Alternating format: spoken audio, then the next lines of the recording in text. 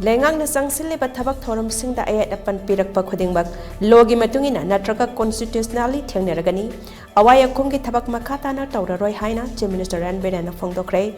wafaba singasi Minister masagi home constituency wariba haingang assembly constituency ki manung channel laiba maiba kulda MLA local area development fund dagi nongna saba community hall sangabagi Thouram amada Chief Minister Biren na phongdokhibani to by 6 booth level committee the sinduna pangthok kiba Thouramatuda Chief Minister Biren na hai Leingak na drugs corruption amdi lamdam masigi yalhok phurup amasung forest kilam kananabagi pandamda sangsalliba khongjang asida yaikhai thingai ba piduna isu sagatna ba hotnariba kaya lai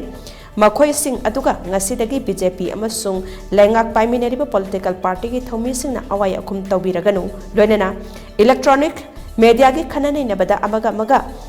Yangthinabagi phibam lakadaba lairabadi maduda saruk yadanaba hotnasi Leingak asigi pandamdi jangsilliba khongjang asi mai paknaba hotnaba aduni ngasidagi chahi kuntragi mamangdagi state political gi oibache nebakya lairakpana maram oiraga ngasigi mirol na tungan ba chaitheng ke ama phangbani tungda lakadaba mirol na ngasi phangliba chaitheng asi makhatana phangdana ba BJP na luchingba Leingak asna political gi oiba achauba ahongba ama purakna ba hotnagani Thaurang asna lamdam asida khundaminari ba phurup khodingmak nungsi sanana amadi hingbagi hak mapung phana piba ngamgani Chief Minister Biren na makhatana hai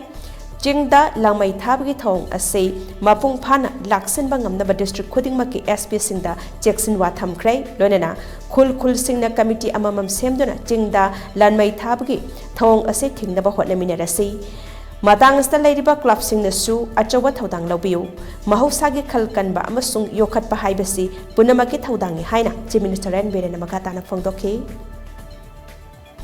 moina hairi base sarkar sina aranbam tawre harga moi madu chaningba platform am salaga moina tawningba ma tawra kana madu ekhoina legally constitutionally thengnaba natadana media da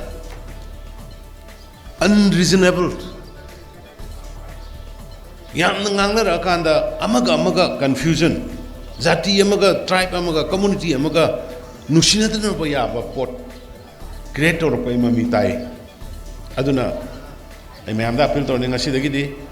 makoina hiding ba hajusno moina ngangning ba ngangjusuno aduga ngangak pa da defamatory oi ba yorogana aikoin legal process tawba adagi ngangak pa da proof yaw da batoragana akoina madu akogi